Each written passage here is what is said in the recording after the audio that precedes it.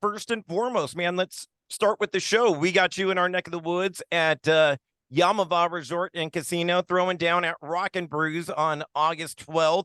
And looking forward to the show and kind of curious, man, when you play a show at a casino, are you doing some gambling afterwards, maybe some resorting, or a show like this, are you just heading straight home? Um, I'm not much of a gambler. I'll be honest with you. I love Vegas, but I love Vegas for like good food and nice hotels.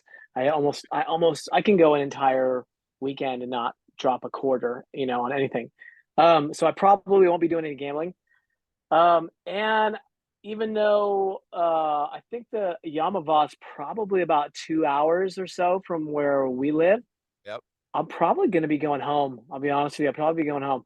Um, we've played our share of casinos over the years, and it's an interesting vibe. It's not. I'm curious. Is basically what I'm saying. I'm really curious to see how it goes. Well, looking forward to having you out here again. And man, you've played in the IE before, and I wanted to kind of think back on some IE shows like legendary Riverside, the Barn. You played at the Barn back in the day, didn't you? Yes, Let's we go. played at the barn.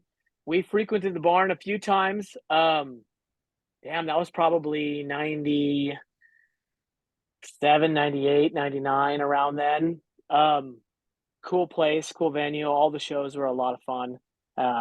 Trying to remember some of the bands that we played with. Yeah, I that think we was played my with the next question. band, What was the the line? Urge. Do you remember a band called the Urge? Yeah, that sounds familiar. Um, I think we played with Alien Ant Farm there probably a Of couple course. times. Of course. Um, and damn, I don't really remember. I do remember the venue though. And I do remember the shows. I remember actually walking around, probably mid '90s, trying to get people to sign our mailing list.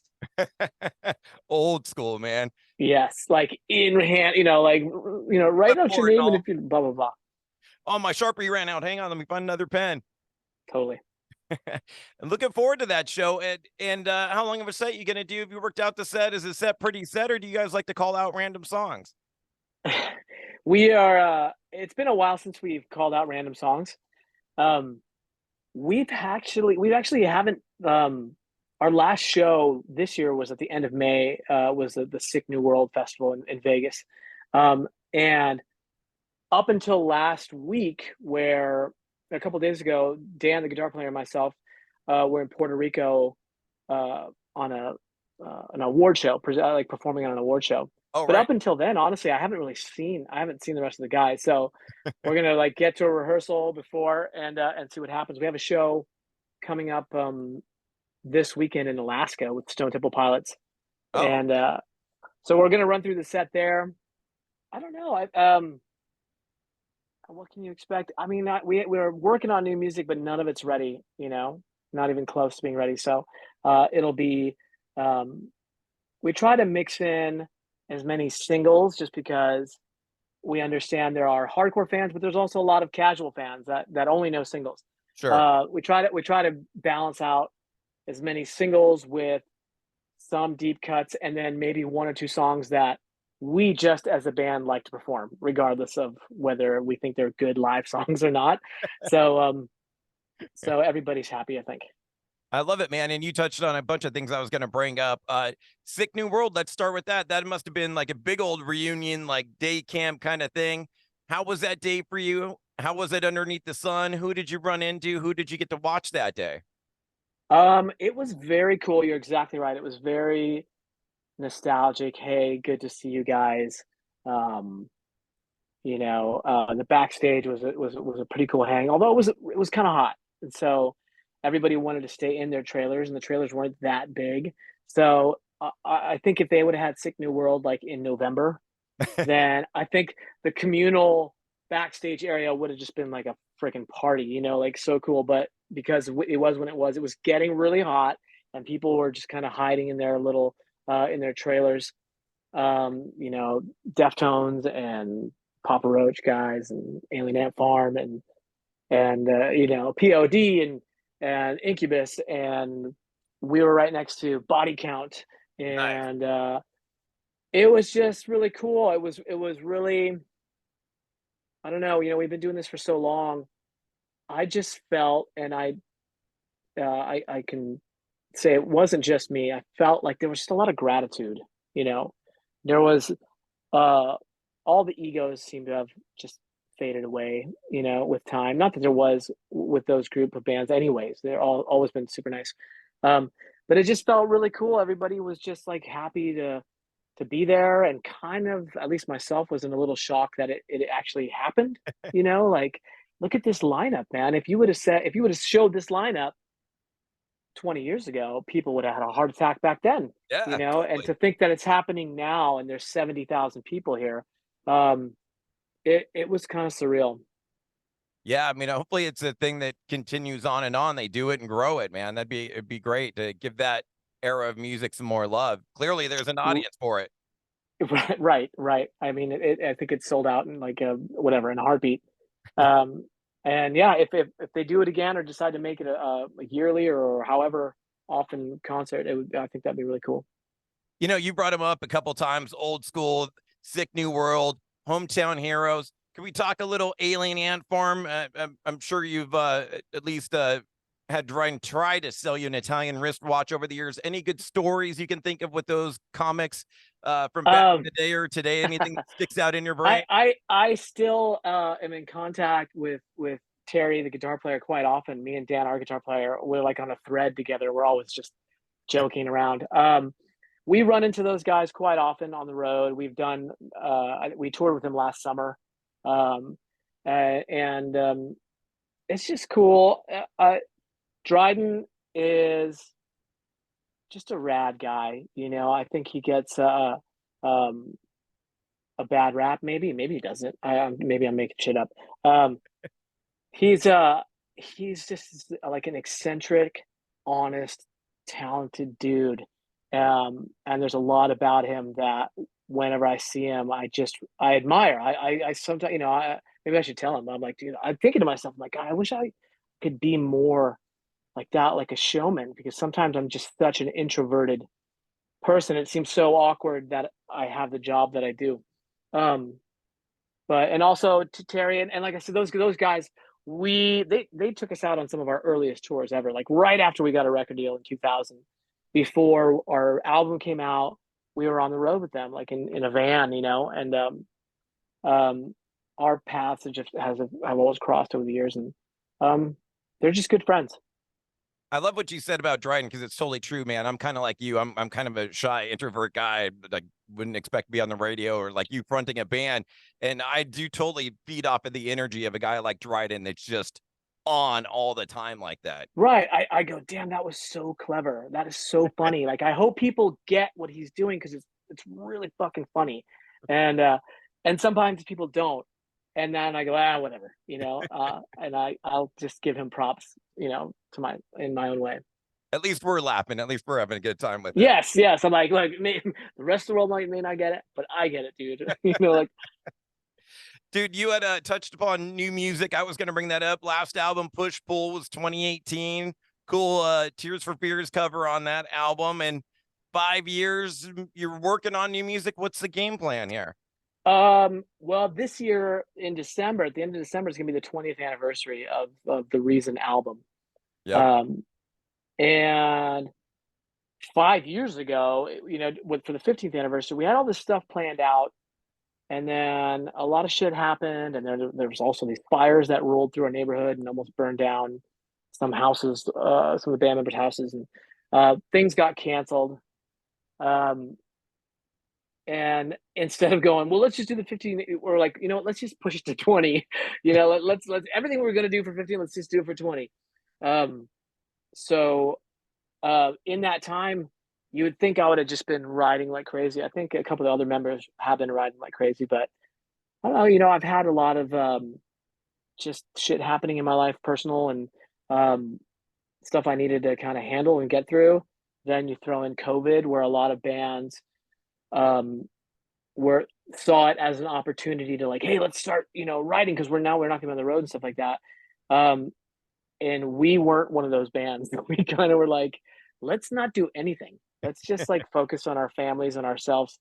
Um, so that was like a year and a half that like disappeared, like literally just disappeared. Like, I don't think I, stood in front of a microphone for 18 months, Wow. like, but since then it's been like I've got like this backlog of music that ideas that I need to write on, and some of them are new, and then some of them I'm like revisiting these ideas that are 15 years old, but I'm hearing him differently now and going, oh, you know what? I can write something cool on this now because I didn't back then. Um, so the hopes, I don't know what, if there's a set plan, like, oh, we're trying to record a bunch of songs for an album. It's kind of more like, let's not focus on the goal. Let's just work on the process. Like if we compile a good amount of songs that we feel really good about, then that equals an album. You know what I mean? Or Maybe something new, yeah, or an EP, or nowadays you just throw a couple songs at a time. Like it doesn't even matter. So maybe something like that. Maybe a little drip, drip, drip for the next 12, 18 months, whatever it is, a song here, a song there. But it feels good to be creative, and I feel like I'm in a very honest place in my lyrical life. Maybe too honest. I don't know. Hmm. Well, interesting that you mentioned it. I was certainly going to bring it up, the 20th anniversary of The Reason. And, you were basically recording that album at this time 20 years ago. And I kind of wanted to go back that and talk a little bit about that album. They always say artists have their whole life to write the first album. And then there is always the big sophomore jinx that you always hear about. Clearly not the case for you guys, but I'm also Right. curious We too. waited for our senior year. But I'm curious, man, was there a lot of carryover from the first album, or was everything written brand new for The Reason? It was fresh. There was no carryover. Everything on the recent album was written post first album. Um, and I remember at the time people going like, "What's going to be the next Crawling in the Dark?" Because that was the biggest single off the first record. Yep. So there's a handful of real riffy type songs on the Reason album. Um, Nobody was going like, "What's going to be a big, rock ballad?" Whatever.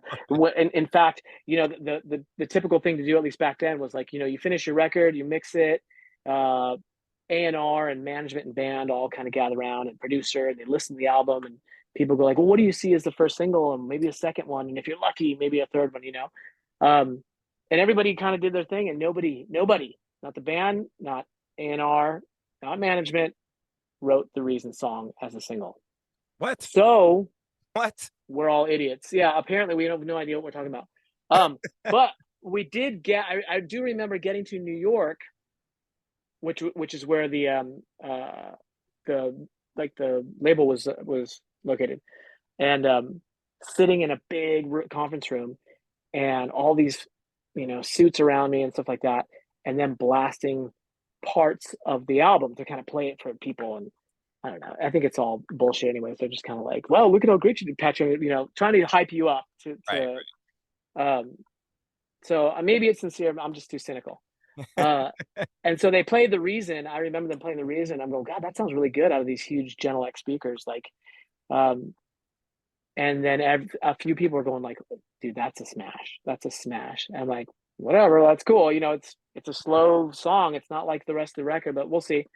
And then at some point, I forget where in the country, they started playing it without being serviced by the label. Like it wasn't like we would release a single, and I think Out of it was Control was first out up. of control was going around, and We were, then we were at a turning point, like going, okay, it's been out for 6 weeks or 8 weeks or however long they usually push it for. Do we want to dump more money into push this, or do we want to go to a next single? And we're like, well, I don't know. Like, what do you guys think? We kind of want to just stay with Out of Control. It's more of our vibe. And then they're like, well, there's a couple stations in wherever that are starting to play other songs off the record. And it was The Reason. And I'm like, why? Why are they playing that? They're like, they're starting to play it on their own. They like the song that much. wow. And so the record company said, I think we should go with that one. And we fought it. It sounds so stupid now, like when I think about it. Like we were adamant against releasing The Reason as a single Wow. because it seemed, because I think it was partly because it was out of our control. Like the But you perception named of the the album band. after it. You had to have Right, some but love for not the because of the song, not because we're like, dude, this song is epic. I did because it was a cool title, and I've always liked naming albums after a song on a record. See, You know, that's why you're blowing my mind right now, because I figured you knew it was such a smash that you wrote that song when you were 15 and were just waiting for the perfect time no, to put it out. You knew it was a uh, smash. You named the album after it. none of it, none of it. Even the artwork, people somehow tie the artwork into the song. I'm like, dude, we just picked it out of a pile of like, choose from one of these. Right. Um, yeah, Wow. and I'm like, in hindsight, I'm like, we fought him, and they kind of convinced us, and probably rightfully so. Like, dude, this doesn't happen often. Like where a song without us starts to take off and it's getting momentum. Now we can either tell them, everybody else, to stop playing it and go back to out of control, or we can jump on this and try to ride it. Um, and so after some arguing, I remember we're like, fuck it, do it. That's fine. We'll see what happens. And then obviously the rest is history. So you Wow. just don't know. And people ask, well, what do you think? What do you think is the secret to the longevity of that song and the band? Well, I might could tell you about the band, but as far as the song, the success of the song, the longevity of the song, I have no clue. Like I can sit here and nitpick and try to like, well, it's because the lyrics, this and that. Dude, there's so many intangibles that are out of our control. For You sure. know, um, Timing, place, everything. yeah, timing, all of it.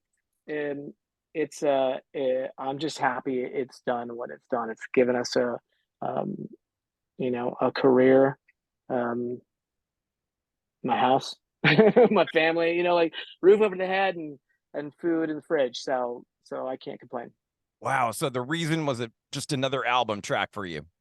It was a deep cut. It was basically Oh, every time we put out a record, which was like the self-titled album, and then we did some like independent release on our own and demos, we'd always had banger, banger, banger, banger, banger, mellow. And it was kind of just to show that we liked other styles of music, like I know Dan, our guitar player, was way into like rock ballads and Air Supply and all these, REO. Toto, yeah, REO Speedwagon and stuff like that. Um, so I think whenever we did a slower tune, that kind of influence came out in us. So the reason was exactly that. And there's always been one on every single album, like a song that's kind of slower and more mellow. Right. It wasn't contrived at all. It's as real to the band as Out of Control was. It wasn't like, dude, you guys need a single. Like we didn't even know. We had no idea. I can't believe it. See, 800 million streams, and it was just like, we'll see if this one works. Right, right. A billion streams on of the video on a song that we had. We're like, really? So you are gonna that was the other thing I was wondering about too, and you kind of touched upon it. I figured you would be out doing this album in its entirety for its 20th anniversary, but there is plans to celebrate it. Just one show you're gonna do? Yeah. That's 5 years ago we were doing that for the 15th anniversary. We started in Europe. We did a European run where we were just playing the album front to back, and then a couple other singles from other albums. Um, but when we got back to the States, shit kind of hit the fan, and it kind of fell apart. Um, so I don't know. Yes, that would be a very good thing to do, and I think it would be fun to do, like to do that album, and not just for one show. No. Maybe after December, maybe basically 2024, the first few months, or we'll put a run together where we're literally just doing that album. I mean, Thrice Um, just did their 2003 album in its entirety, and yeah, but they're good. yeah, but you sold a lot more than they did. Yeah, but they're like their street cred is they're And awesome. They're such a good band. I would think talent buyers would want to go with the millions album sold and go that route too. Well, yeah, we'll see. Well, I'm glad that there is some, and then there's going to be a party at the end of the year for it, at least one. Yeah, for sure. Absolutely. We've got special limited edition vinyl release stuff.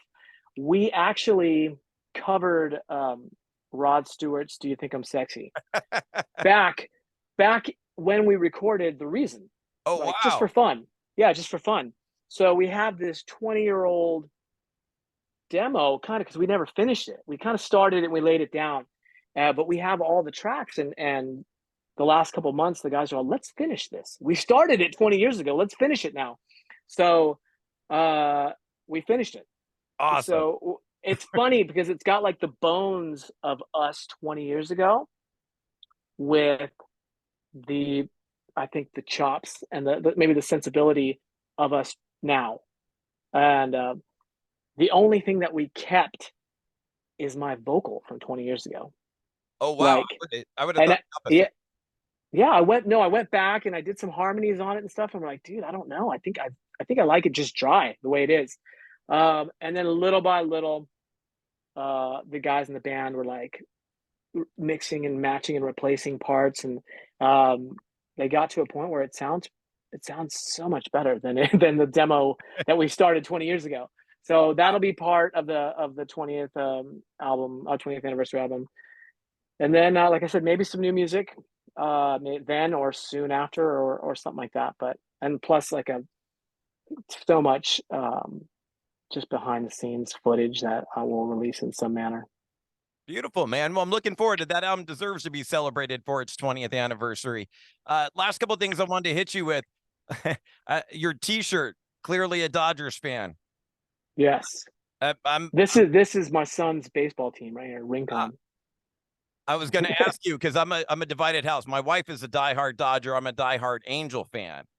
But when I ask you this question, we'll see how it pans out in the next few weeks here.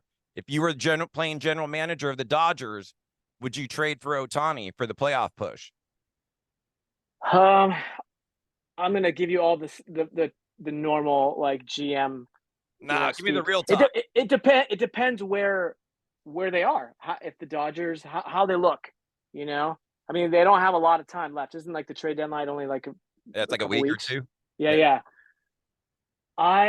My gut is that the Dodgers have probably the best chance of landing him in the offseason. That's what I. So, I mean, I don't think it's guaranteed, but I think they're top two. You know, it's the Dodgers and somebody else. Who else? So it would suck to give up so much young talent just to get him early. Obviously, if they did, they'd have to sign him right away. Like Right. basically, They would have to go. if we're if we're trading all these dudes, you have to sign a long term deal this year. So you're not even going to be a free agent. But if they don't, I don't know. I wouldn't do it. I wouldn't do it. I would wait I and think take your chances. I honestly think that's a smart move, and I think we blew our chances. I think we should have traded him last year at the trade deadline, so that way he could give the team a year and a half and try and reset. Yes, and you probably could have got a lot more for it. Yeah. But they should trade him. What do you think about trading Trout? I'm okay with it, but not if we lose Trout and I mean, I want to lose Ohtani and Trout in the same. What kind of haul could you get for those two players though? We could. Like you could rebuild the entire thing. And we got some good young guys. Our shortstop Neto's pretty good. We got a good young catcher that got hurt early in the year, but I think I Moniak's good. Moniak's pretty good. Yeah, dude, that's what I'm saying. Like I would be okay. I would be hurt. My heart would hurt to lose Trout, but I would be okay with it. And my heart is already in agreement on Ohtani's gone at the end of the year, no matter what. Right. It's just crazy that you've had those dudes for so long and still not won. I know. That's nuts. I know. That's crazy. I know. But that just truly shows you it's not an individual game. It's a team game, you know? Oh, yeah. And I don't, I'm over, I figured it all out, and I'm super pissed that he decided not to sell the team because I think it all comes down to ownership. Right. I think they need to go back to just being the Anaheim Angels. And that was a decision that the current owner made. Right. Along with all the bad decisions.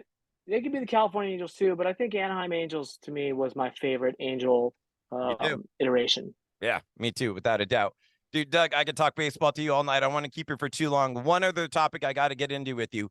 We're an old school rock station. We do mandatory Metallica every night at 10 p.m. Ooh, I used to listen to that.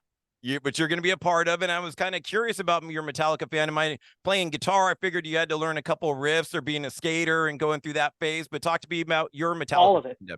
All all right. of that, all of that. Metallica is one of my favorite all-time bands. Um, so here's my Metallica story. One of the first songs that I ever wanted to play was One. I remember seeing the video for it and just being like, "Oh my God, like I want to go throw a chair through a window." Like it was so I was so amped for a 12-year-old or whatever, however old I was, 13. Um, and I remember that song. I tried to learn how to play it on my friend's guitar, like literally on one string, like down, down, down, down, like just trying. I didn't know how it was going to work. I eventually taught myself how to play guitar. I remember my older brother, uh, taking me in his IROC to the Yeah. mall to buy And Justice for All. Right. So I go back in the car and he's like, "What'd you get?" And I like take the cassette out and I throw it in there, and he's just like, "Ugh." Like he wasn't into it. And I'm like, "What? This is so awesome." Okay. So fast forward, when did And Justice for All come out? 88, 89. 88, 89. Yeah. So needless to say, at that point, I went backwards and I got Master of Puppets and Ride the Lightning and Kill 'Em All and like everything. Like I was Metallica to the bone. Fast forward to like 2000, early 2000s. My older brother, the one that took me to get him, is head of security for Metallica. Oh, wow. Like, The IROC guy. oh, yes. So he got into doing security for bands, and he did all these bands, and now he's with Metallica. He's Kirk Hammett's guy, Oh, wow. and we end up playing shows with them. We opened, or we like not open, but we almost like was like main support for them in a couple Oh, festivals in Japan when they did the Master of Puppets 20th anniversary or 30th, whatever it was, in Japan for Summer Sonic Festival. We were the band right before them. wow. And I remember playing and being on the side of the stage with my wife and just going, "This is crazy. This is crazy." And Kirk like coming over in between whatever he's not needed and the song's going.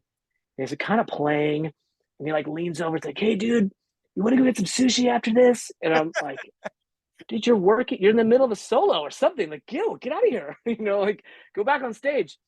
Um, and I just remember going, "That is so crazy, man. I have my old Metallica poster still, And like I said, our paths have crossed multiple times.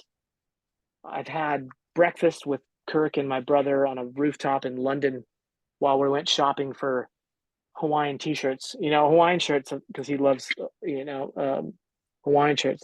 Just weird stuff, dude. That's when you go, well, life is so weird. Life is so strange, man. These guys have no idea. And I've told them, I've told You them, dude, geeked you have out. no idea. You have no idea um, how big this is. Oh, last one. This was actually kind of funny. We were on tour with Velvet Revolver, Mm, 2006 five, or six. seven. I don't two five, maybe five. Okay, which was a real hit or miss tour.